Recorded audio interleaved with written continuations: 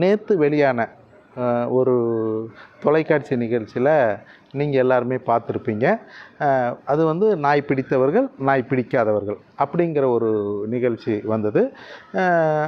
பொதுவாக வந்து அந்த டிவி சேனல்ஸ் அப்படின்னு போகும்போது அவங்களுக்கு வந்து சமூக பார்வை அப்படிங்கிறது தான் மேலோங்கி நிற்கும். ரெண்டாவது தான் வியாபாரம்.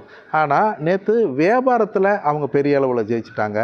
சமூக பார்வையில் ஜெயித்தாங்களா இல்லையா அப்படிங்கிறத நீங்கள் தான் சொல்லணும். அதாவது வந்து பிடித்தவர்கள் பிடிக்காதவர்கள் அப்படிங்கிறது.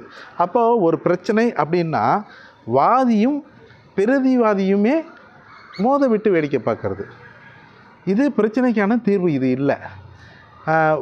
பாதிக்கப்பட்டவங்க யாரோ அவங்களுக்கான தீர்வை நோக்கி தான் அது நகரணும். இப்போது பாதிக்கப்பட்டவங்க, நாய்களால் பாதிக்கப்பட்டவங்க ஒரு பக்கம் இருக்கிறாங்க. அப்போ அதுக்கு தீர்வு யார் சொல்லுவாங்கன்னா, இந்த நாய்களுக்கு பொறுப்பாளர்கள் யார், அதுக்கு என்ன தீர்வு அப்படிங்கிறத நோக்கி அது நகர்ந்தால் தீர்வை எட்டியிருக்கும்.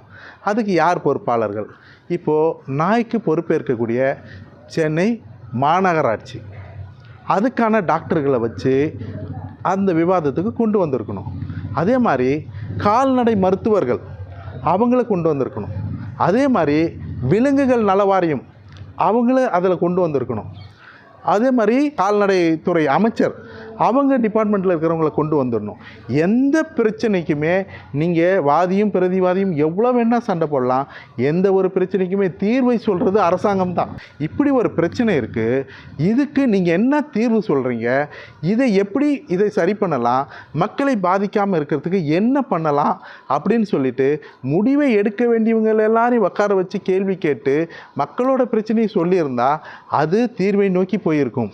பிடிச்சவங்க அதை வாதியும் பிரதிவாதியும் மோத விட்டுட்டு அதை வேடிக்கை பார்க்கும்போது நிச்சயமாக அது வியாபாரத்தில் ஜெயிச்சிச்சு, சமூக பார்வையில் ஜெயிச்சிச்சா இல்லையாங்கிறத நீங்கள் தான் சொல்லணும்.